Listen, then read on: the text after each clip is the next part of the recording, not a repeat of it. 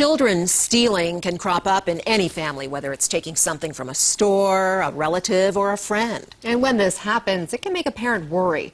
This month's issue of Colorado Parent Magazine answers some questions and offers tips for dealing with something like this. And Courtney Drake McDonough is here from our partners at Colorado Parent Magazine. Thanks for being here. Thanks for having me. So let's talk about the wide range of reasons why a child might steal.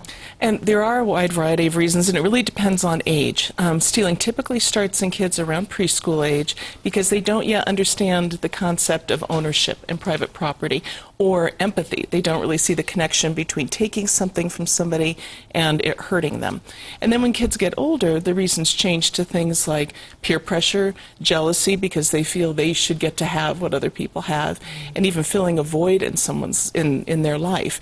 And when they steal from a store, sometimes they don't make the connection that it's not hurting a person. They justify it by saying, oh, it's just a store, not a person.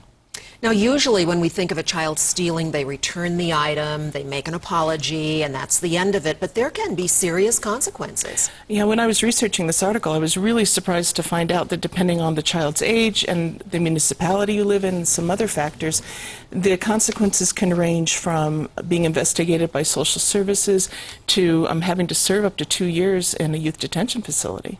So what can people do first to prevent it? And if it does happen, what kind of advice can you give?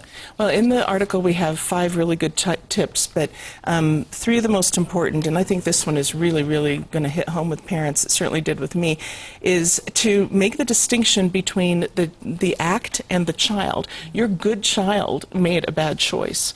And also to understand that, parents often think, oh, this is a reflection on my parenting skills, and what are people going to think that my child stole? And you have to kind of separate yourself from what it might say about you and just deal with the issue at hand.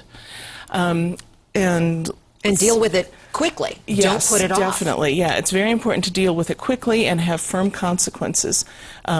Whatever you've decided that's going to be, financial retribution, an apology letter, something like that. And also, and this is partly a preventative measure, especially from an early age, teach your child the difference between taking something without permission and asking permission, and that it can hurt somebody when you take something without asking. All right. Thank you so much, Courtney. We appreciate your being here. Thank you. And you can read the entire article in the April issue of Colorado Parent Magazine on newsstands and online now. For a link, go to thedenverchannel.com and click on that big red TV button. We'll have that link for you there very shortly. Thanks again.